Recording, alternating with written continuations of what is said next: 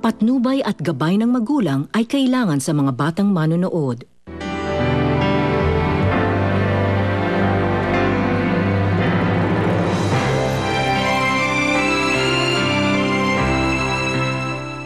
Kaya naman kitang tanggapin eh. Pero tanggapin mo na rin si Felix. Hindi siya masamang tao gaya ng iniisip mo. Yan din ang gusto kong isipin sa asawa mo eh. Pero kailangan mo makita to. Ito yung resulta ng DNA ni Felix at ni Eva. Sabihin mo sa akin kung sino ang rapist ni Melissa! Wala. Maaminin sa'yo! Hindi ko lalaki yung taong yon. Tinulungan ko lang siya makatakas dahil ayoko mailabas niya ang lahat ng nalalaman niya. What is that? Na si Felix ang nang-rape kay Melissa. As in Felix Rastro? Kailangan mo malaman ng totoo, Melissa, para sa sarili mo at para sa anak mo. Si Felix ang tatay ni Eva. Felix Rastro! Asawa ni Melissa ang rapist niya! Hindi ako, Felix! Biniwan mo ako! Natitiri ako sa'yo! Tiyak na hihiwalay ni Melissa si Felix kapag nalaman niya ang lahat ng katotohanan ito. Hindi pwedeng magkahiwalay sina Melissa at si Felix. Dahil it will only mean na magkakabalikan sina Melissa at Roberto. Ikwento mo sa akin ang buong pangyayari nung gabing dinukot niyo siya. Nung gabing siniraan niyo ang pagsasama namin, Melissa. Magsalita ka. Sabihin mo sa akin. Nay, bilisan niyo na ni Eva! Ayoko maabutan tayo dito ni Felix! Alis ka. So, would you tell me what's wrong? Ikaw ang lalaking bumaboy sa akin noon. Ikaw ang nang-rape sa akin!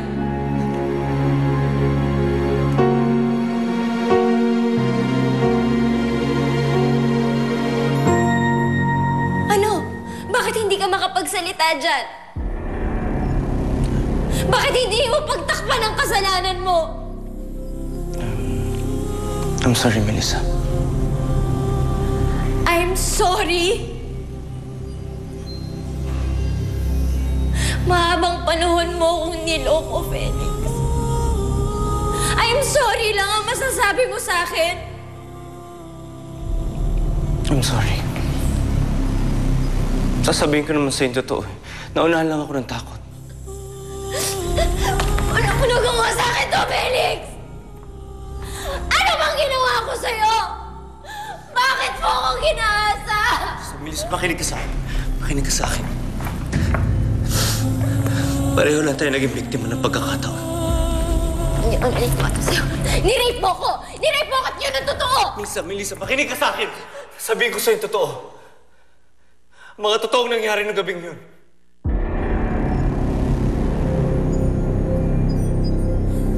Lola Amor, saan po tayo pupunta? Doon muna tayo makikituloy sa bahay ng ninang ami mo. Tayo po nila Mami at Daddy? Hindi kasama ang daddy mo. Bakit po? Nag-away na naman po ba sila ni Mami? Oo eh. Bakit hindi na lang po sila magbati ni Mami? Pwede naman po yun, di po ba? Para hindi na po tayo umalis. Halika nga dito. Alam mo, Apo, medyo mabigat yung pinag-aawayan ngayon ng mami at daddy mo eh. Gaano po kabigat? Mas mabigat pa sa elephant? Ang mabuti pa, sundin na lang natin kung anong gusto ng mami mo. Darating din yung panahon, yung tamang panahon, para sabihin niya sa'yo lahat ng mga nangyayari. Kapag handa ka na.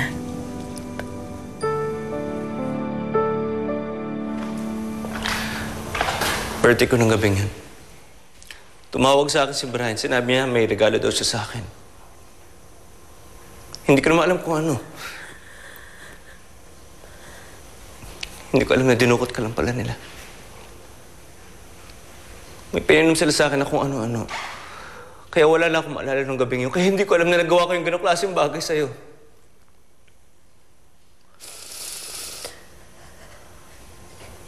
Isang malaking kasinungalingan ang pagsasama natin, Felix. Paano mo ako mapapaniwala sa mga sinasabi mo? Dahil yun ang totoo, Melissa. Nagsisisihan ko ang lahat ng bagay na gawa ko sa'yo. Gusto kitang tulungan, Melissa. Naayusin ang nasira mong buhay.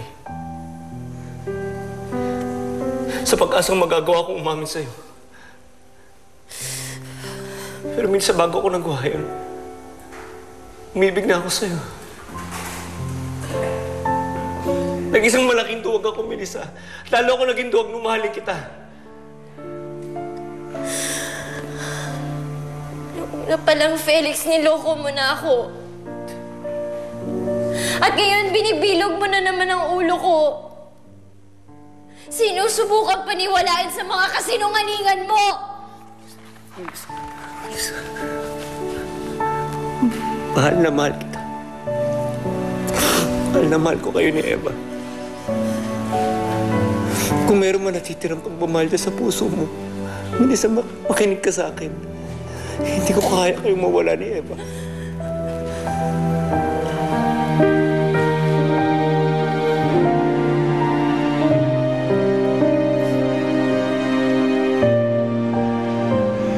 Yun ang totoo. Kung alam lang namin na syota niya noon si Melissa, hindi sana namin siya dinukot.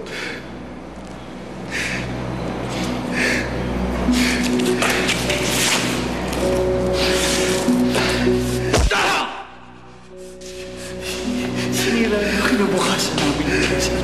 Parawan niyo na, boss! Pakawalan niyo na ako. Dinukot lang namin si Melissa.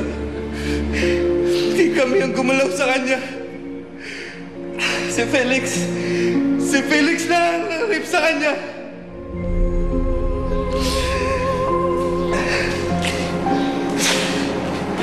Kailangan pa kita. Kailangan pa kita para madiin si Felix. Kailangan pa kita. Para mapatunayan ko kay Melissa kung gaano kahayop ang asawa niya. Bantayan niyo ang gagong to.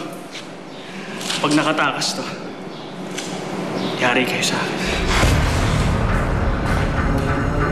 Please, Melissa, makinig ka sa akin. Makinig ka sa akin. Huwag mo mahayamang ibabang yung galit dyan sa puso mo. Melissa, mahal na mahal kita, Melissa. At alam ko, mahal mo rin.